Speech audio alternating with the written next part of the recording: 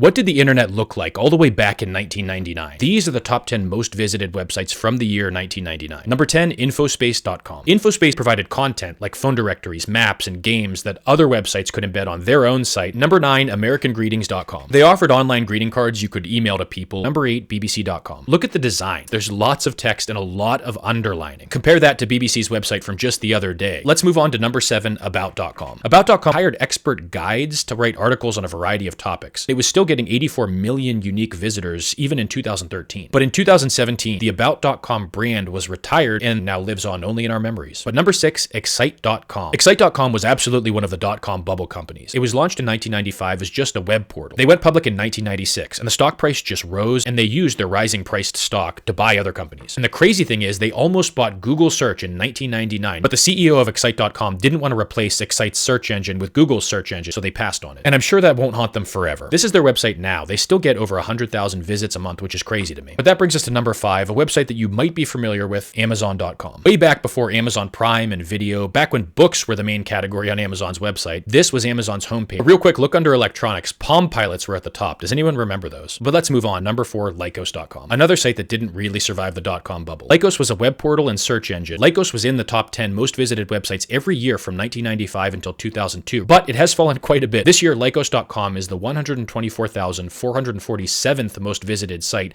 with an average of 309,000 visits per month. But number 3, Yahoo.com. Not surprising at all. They ran so many commercials.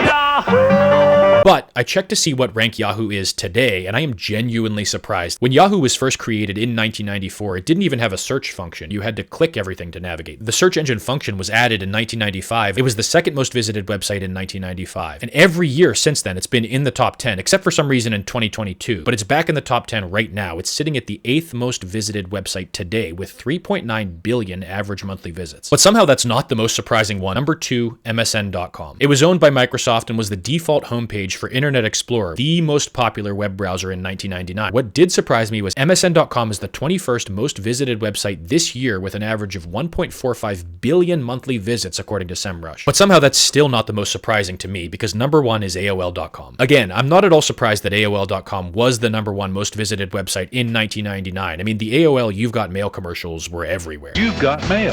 But I thought AOL disappeared since the 2000s, so I was genuinely shocked to learn that SEMrush has AOL as the 201st most visited website this year. 151 million average visits per month.